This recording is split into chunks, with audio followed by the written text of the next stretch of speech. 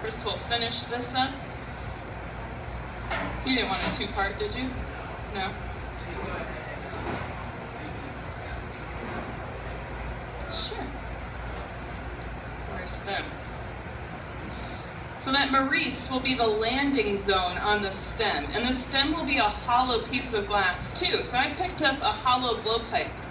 Now all of these blowpipes are made out of stainless steel, which means they're a poor conductor of heat. That's how we can hold on to the pipes without burning our hands.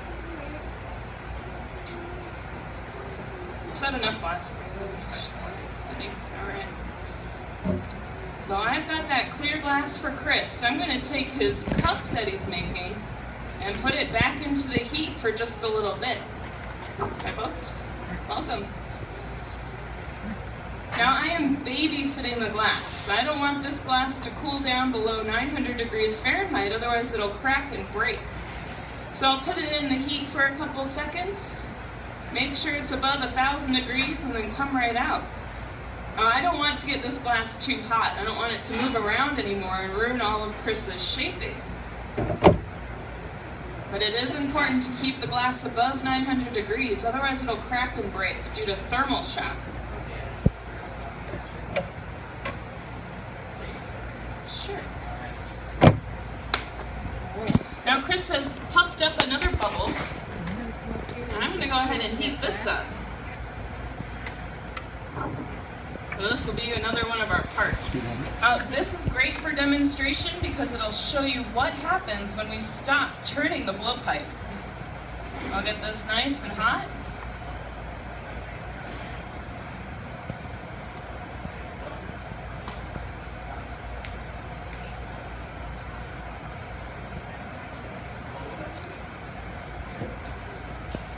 All right, it's hard to blow and talk at the same time, right?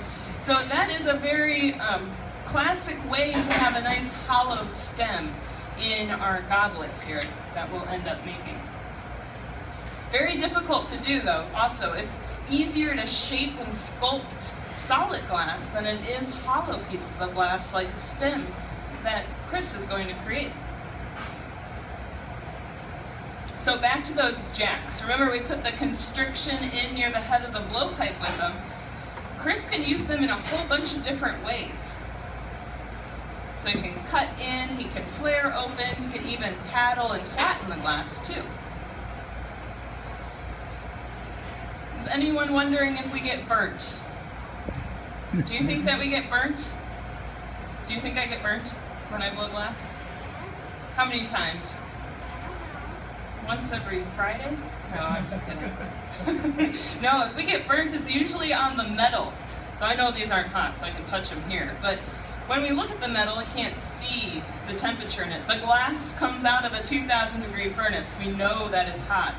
But this metal, especially on these tools here, these are jacks, we can use the blades, but we can also use this back part to paddle or flatten the glass. Now, when you use the back part to paddle the glass, you see where the blades line up?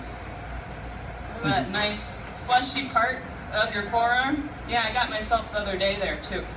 Doesn't happen very often, but if you get burnt, it is going to be on those tools, usually. Oh, a little too much there? Oh.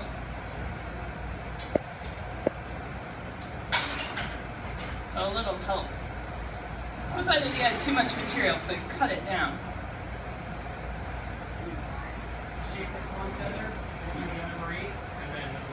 Okay, perfect. So communication's very important, right? Chris, we could make this piece without talking together, but it would be a bunch of weird hand signals thrown at each other. I know what Chris needs because I've seen this process done before. I've seen goblets made thousands of times, so I know kind of where it's going to. And a common question I get is, can you make a piece like this by yourself? And really, not with a blown stem, not with a blown foot. This is a very technically difficult piece. It helps to have an extra pair of hands to shape the glass. Now there are pieces that you can make by yourself, so ornaments, little pumpkins, cups even. There's a gentleman over at the studio. If you haven't been there, you should go there and check it out.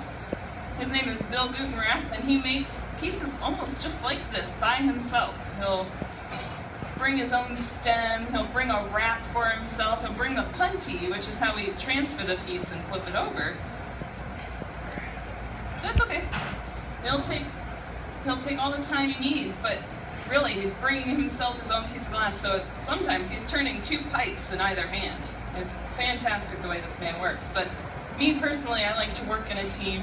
I like to have that communication, and in fact, some of the best moments I've had here at the museum, I've been working with teams up to 10 or 12 people to make a single piece of glass. So that was all downstairs in our brand new amphitheater.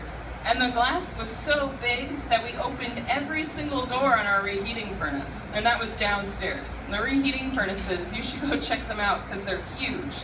I can climb into them. Me. I'm pretty tall, but I can fit in there. But we had 2 guys lift up the pipe in order to get it back into the reheating furnace. So there are different teams that you can work with. It all depends on the size and the technical difficulty of the piece you're making.